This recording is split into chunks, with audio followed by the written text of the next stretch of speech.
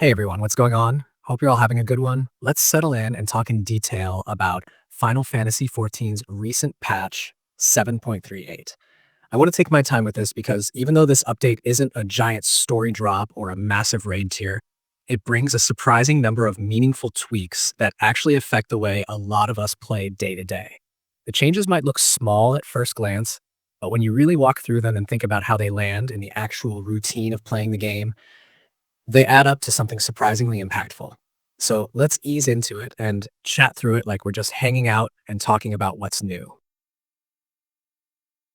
The biggest and most important change, the one people immediately locked onto, is the removal of the weekly limit on rewards from the AAC Cruiserweight tier's Savage content. That one choice shifts the whole gearing rhythm for a massive chunk of players. Before this patch, you'd clear the Cruiserweight Savage fight, get your limited weekly tokens, and then that was it. Whether you wanted to keep running or not didn't matter because the system capped what you could. Now, with that limit gone, you're free to farm that content as much as your motivation, patience, or group can handle. This matters because weapon progression is often one of the biggest friction points in the gearing process, and the patch essentially opens the throttle. You can push progress at your own pace instead of feeling like the game is rationing your effort. On top of that, the patch also loosens up the gearing loop by making certain upgrade materials easier to obtain via Alliance raid currencies. This kind of change usually flies under the radar, but in practice, it's huge. When you have currencies sitting in your inventory that used to feel like they had a single narrow purpose, it creates a kind of psychological bottleneck. You hesitate to spend them because the trade-off is unclear. With this update allowing those materials to convert more flexibly, you suddenly have more agency. You can use them where you need them without feeling like you're burning something rare. That gentle flexibility smooths out the transition between item levels and makes your gearing journey less dependent on one specific run going perfectly. Then there's the fun side, new housing furnishings inspired by Return to Ivalice.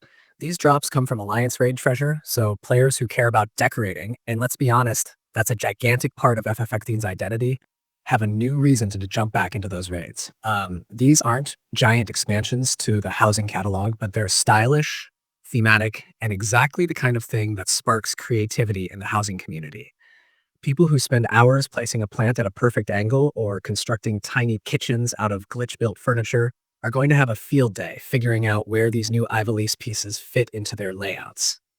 If you're someone who loves showing off themed rooms or builds, you're probably already plotting where these pieces can slot in.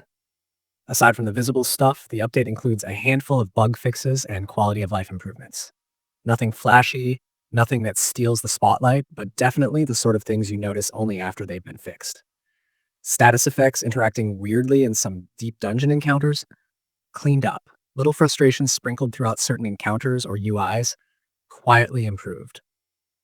These are the changes that don't show up in hype trailers or fan reactions but make the game feel smoother.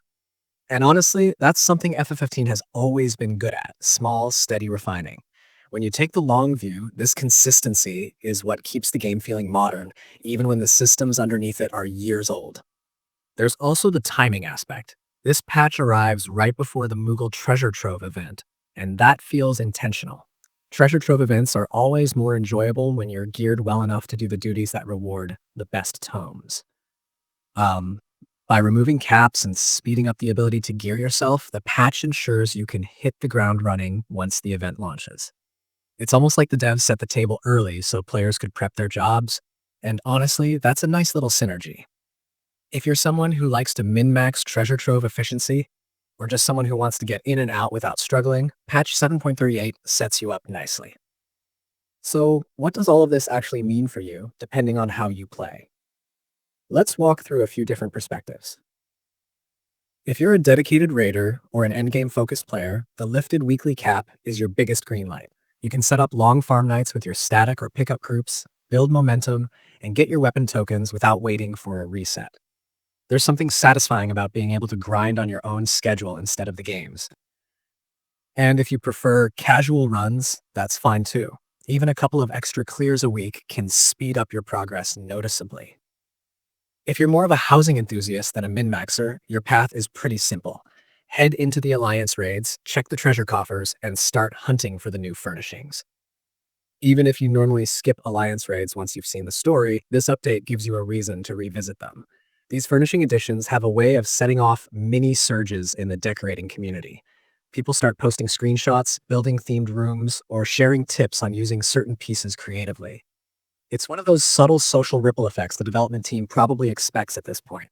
Add a couple of cosmetics, and suddenly entire FC houses get redecorated overnight.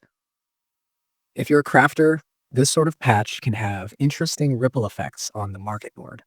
Whenever currencies get easier to convert or certain items become more valuable due to new recipes or decorations, the market board reacts. Prices swing, supply shifts, and you get little windows of opportunity.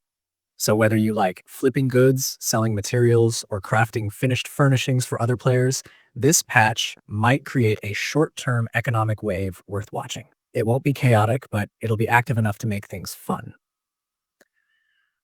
A lot of players underestimate just how much small changes alter a game's feel. When you lift a weekly cap, you send a message about trust and autonomy. When you let Alliance Raid coins convert more effectively, you reduce clutter and friction. When you add a couple of new furnishing items, you reinvigorate parts of the community that spent most of their time creating rather than fighting. These feel like gentle nudges, but collectively, they make the world of Eorzea more inviting. They encourage people to log in not because they feel obligated, but because the game actually respects their time. For players who stepped away for a bit and wonder whether it's a good time to return, this patch is a surprisingly friendly re-entry point. You won't come back to overwhelming story drops or brand new raid tiers that make you feel behind. Instead, you come back to a smoother gearing system, fewer frustrations, and a clearer path to catching up. You can run your favorite alliance raids, gear up faster, and get prepared for whatever the next major content patch ends up being. And from the perspective of someone creating YouTube content, whether you make guides, commentary, or more relaxed discussion videos, this patch gives you a lot to talk about without the pressure of deeply technical explanations. You can walk through the impact of the weekly cap removal, talk about how it changes the feel of progression, showcase the new housing items, or help returning players understand why it's a comfortable moment to jump back in. It's the kind of update that's perfect for conversational, reflective content because it's not about hype. It's about comfort, pacing, and small but meaningful evolution. At the end of the day, patch 738 isn't trying to blow anyone's mind. It's more like a thoughtful tune-up on systems players interact with every day. It gives you freedom where there used to be limits, options where things used to be rigid, and new creative toys where your house used to feel just one item short. These are the updates that keep the game feeling alive between the flashy stuff, and they're often the reason players stick around long term. If you're gearing, you'll feel the difference. If you're decorating, you'll feel the inspiration. And if you're just logging in casually, you'll feel a little less friction and a little more freedom.